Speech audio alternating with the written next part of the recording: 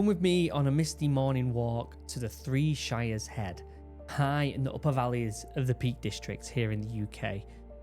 Here, three counties meet, not with signs or fences, but with water, and that tells us something quite important about our history. Long before borders existed, the land was understood as alive. Ancient Britons didn't see themselves as visitors to nature. They didn't talk about getting away to the countryside. They understood themselves as part of it. That way of seeing the world is called Animism. But Animism wasn't a belief system that you signed up to. It was a way of paying attention and respecting and connecting with the land. Trees were noticed, water was listened to, and land was met as something with presence. And nowhere was that presence felt more strongly than at boundaries like this. The streams at Three Shires Head weren't just scenic, this was a true crossroad. Yes, it's beautiful, but it's the end of one location and the start of another, marked with something just as alive as you and me. There's an old belief found across Britain that water judges, not by punishment, but by reflection. If something in your life was unresolved, if you were out of balance, the water showed you back to you. Illness, restlessness, misfortune, these weren't always seen as random.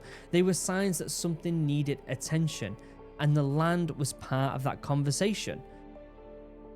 I recently read Is a River Alive by Rob McFarlane, and it echoed something ancient that feels especially important now, that rivers are not just there for us, they are in relationship with us.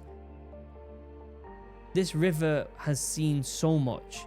Imagine the people who crossed here, who rested here, who played here. Imagine the stories this river could tell if it could speak our language. So what does this mean for us today? How do we reconnect with this way of seeing the world without pretending we live in another century? Well, start by slowing down. Ancient people didn't rush through landscapes unless they were getting chased. If you want to reconnect, the first step is simple. Walk slower than you need to. Let the land set the pace. Notice what changes when you do.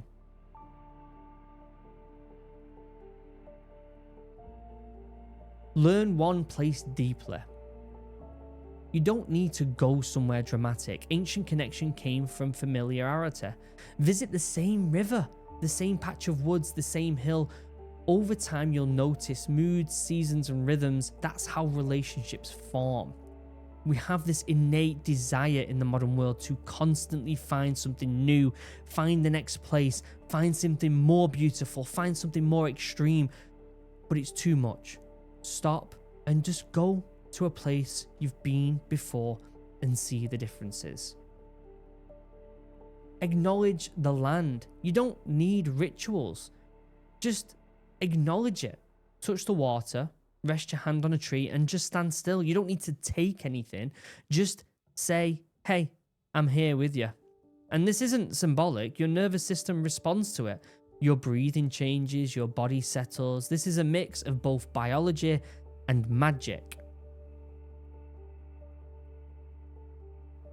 Let the land hold what you're carrying.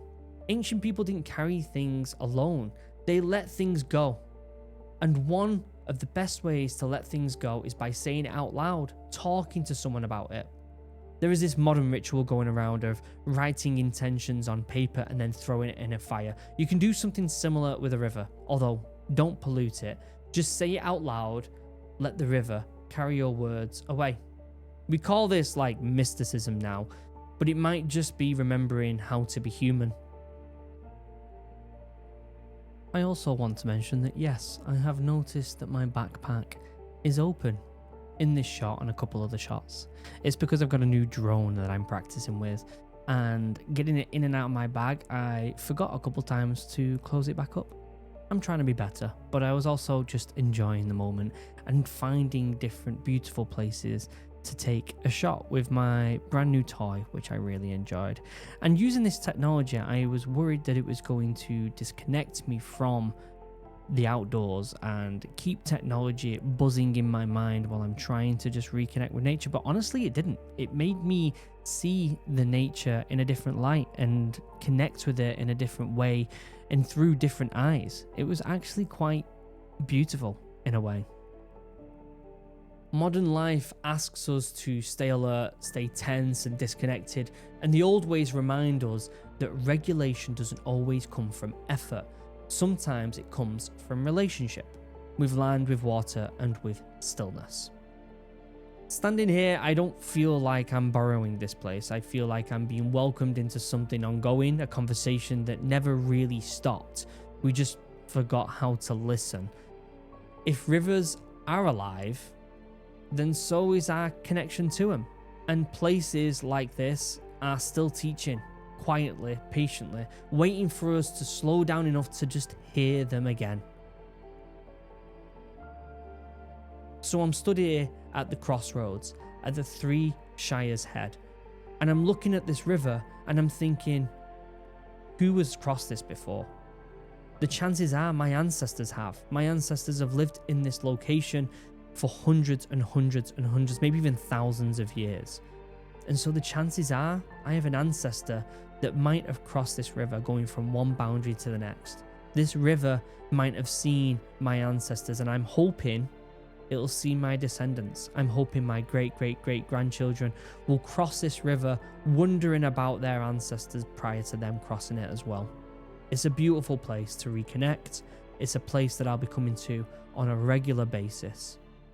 So regular, in fact, that I want to see this location in all the different seasons. It is beautiful right here in this shot of the misty morning of a January, but I want to see it in December with maybe snow on the ground. I want to see it in the spring when the plants are starting to grow. I want to see it in the peak summer where it might be a little bit busier, where it might be a little bit louder, but there will be more green foliage and I'll be able to see it in a different light and maybe even dip into the water. I want to see it in the fall when the trees are starting to lose their leaves and the color of the landscape is slowly transitioning. I want to see the same place in different times. Now, this is a call to action. I believe you should also find a place to connect to, a place where maybe your grandparents went to, where your parents went to, or maybe it's a completely new place where you can form a relationship with. If you have children, take them to that place. Find out about the mythology of that place, the history of that place, and tell them stories to your friends, to your family, so that the stories can be passed and can be kept alive. This is how we form a relationship with the land. I hope you enjoyed this little travel through the Peak District on this misty morning, and I'm hoping to get more videos like this out to you soon. Don't forget to like, subscribe, turn on the notifications, and stay connected to the outside world.